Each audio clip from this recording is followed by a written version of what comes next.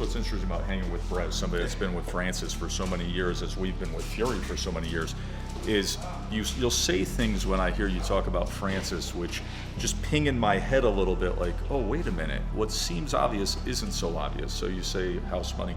There's actually strangely a lot of pressure on Fury.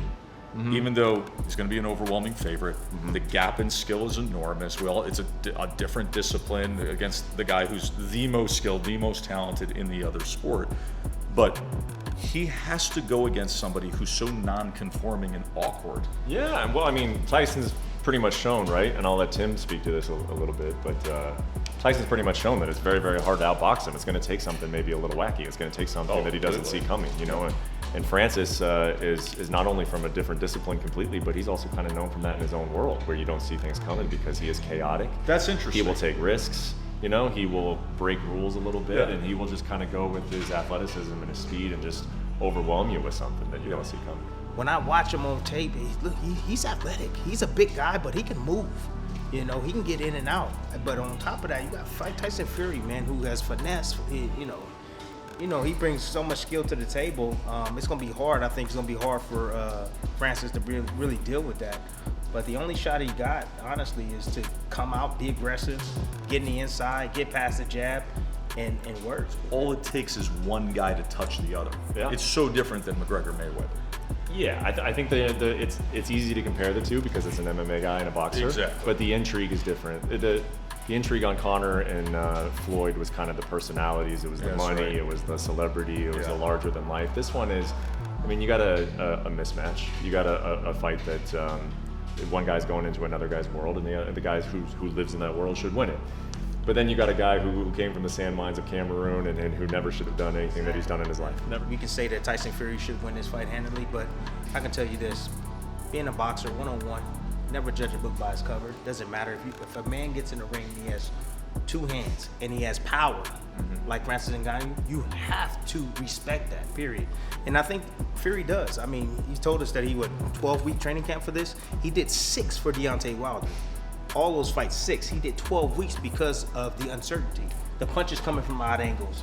You know, he doesn't know what to expect right now. I think when you look at Francis Ngannou, he's got dynamite in both hands. Yes. And that's the rarity of it, is because usually you're like, with Deontay Wilder, it was watch out for the right hand. And even though he was able to land it, the Undertaker moment, I think that's the seminal moment in Tyson Fury's career, is getting up from there and then just washing Deontay from there on out in their rivalry. But I think that's the one thing that Ngannou's got to have on his mind. He's like, the best puncher of this generation in his discipline was able to land that right hand.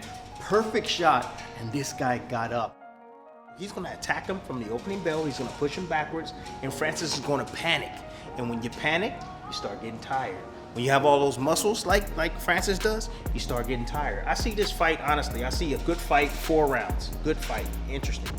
But after that, it's going to be all downhill, I believe, for Francis. And I see a jab from Tyson Fury, because if he can keep Ngannou at the end of that jab for the first couple of rounds and just walk him into something, I think that's the way he does it. Because, I mean, it's just, we've seen Tyson be able to execute in so many different ways that he can make you fight his fight. And I just think the most showmanship type of fight for Tyson is, and the least risk is, let me keep Ngannou on the edge of end of my jab, and then when he comes in, punish him, and that's less risk for him physically in terms of a cut or something happening to him. And to your point, because in the first 4 rounds, that's where, again, Francis is going to be very active. He's going to be extremely dangerous. Exactly, and typically when you have novices. So, back when I used to fight back in the days, we bring in a novice or we bring in a guy for sparring. An amateur. I'm talking about energy. They come out, first 4 rounds, they bull rush you. You might get beat up a little bit in the first 4 rounds. So you just play, you play possum, you sit back and you wait. But once that energy drops, that's when you start taking advantage. But that's where the pro comes in at. And I think we could see the same thing. Yeah, like Bernardo said something interesting that is maybe in Ngannou's mind, that Tyson Fury has gotten up from a hard punch. I think that His memories of knocking people out with his hand, though, supersede those. You know, like he is so confident in his power, and that's what kind of gets him in trouble. I think is that he has so much confidence in his power. You guys know that about power punchers all the time, that they want to land that big shot because they love it so much. Francis has had that in MMA in 4-ounce gloves, you know, and he's been able to bull rush people. And I think that they want him to be a little bit more patient in this one. Nobody's talking about. We talk about Francis' power, but we're not talking about Fury's punching power. Like what? His last 5 Well, fights. it's gotten better How as many the career's knockouts? gone on. 4 knockouts? Yeah. Maybe 3 knockouts? Yeah. Was it 4 in his last 5 fights? No, His stopped power Wilder has it. twice. Yeah, he stopped And Wilder then, twice. He White stopped White. and, Yeah, well, then you go back to And the this draw. was- You go all the way back to the draw. in So LA. 5 fights, 4 knockouts. He has tremendous punching power. He has shown it. Working with Sugar. Sugar's done a great job the with him Kronk style. developing Yeah. Kronk style. Yeah, Kronk style. That left hook, right hand's gonna be money. I see it's gonna be money in this fight. After watching film, maybe even after watching MMA fights. You know, fighters have tendencies. See that left hand lowered all the time. Right. That's a clear lane for a right hand, and Fury's gonna set him up for it. These two men are here to actually knock their other's Yes. head off.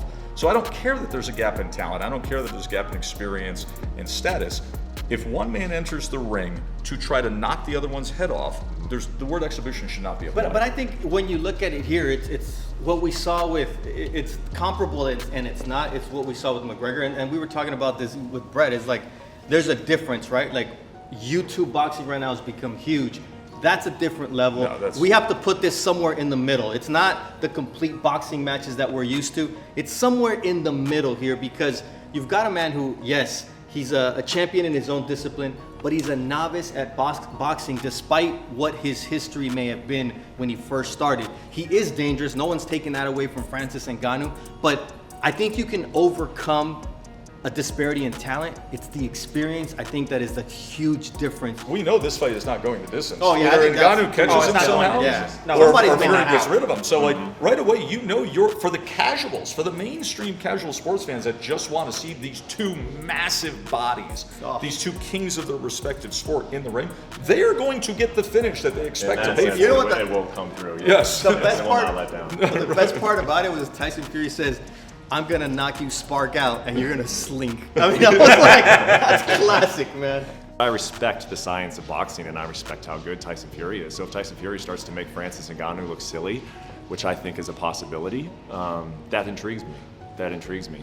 But I'm just as equally intrigued by Francis trying to land a big shot. You know, I'm not in any way saying that it is impossible for him to win the fight, but I know, because of my respect for boxing, that it could get ugly. And then I wonder what ugly looks like in a situation like this.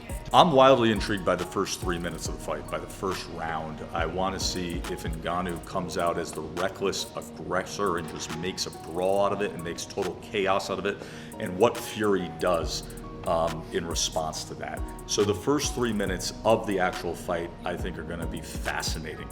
Overall, I'm wildly intrigued by the spectacle of this, of what's going to be an opening ceremonies of the Olympic, a Super Bowl halftime show level performance that we see prior to the ring walks, which then the ring walks themselves are going to be incredibly theatrical. I think from a sports entertainment standpoint, this is going to be something north of what we typically see for a Super Bowl or a WrestleMania. I think it's going to be sports entertainment unlike anything that we've ever consumed as American sports fans. And I think that's another reason just to tune in. When my boss said, "Do you want to go to Saudi Arabia for Fury and Ngannou?" it was like, yes. Why? Because of the experience. And I think that's what people are going to be in for here in Riyadh, is an experience. Because it's a potpourri of every single part of entertainment. You're gonna have singers, dancers, the top MMA fighter, the top boxer in the world in the heavyweight division, and Tyson Fury, and it's all, you know, it's sensory overload. And I think that's what's really intriguing about this fight. The fact that you're gonna have sensory overload when they get into the ring. You're gonna have sensory overload when you see this halftime show between our undercard, our heavyweight undercard, and the main event. And then once you settle into your seats, anything can happen. And that's rare when you can say in a fight, anything can happen. And that can be from a one-punch knockout for either of those guys early, to a grueling fight where they're going back and forth, to something in between. So anything can happen. You don't want to miss Fury and Ngannou. You've never seen a 6'9" Neanderthal freaking monster that boxes and fights the way that Tyson Fury fights and entertain the way he does. The last guy that entertained like this was Ali. Fury has a mouthpiece on him. He knows how to get everybody engaged. Fury makes fights enjoyable to watch, and he delivers inside the ring. That's what's intriguing about it. I'm here to see Tyson Fury do what Tyson Fury does and be entertained.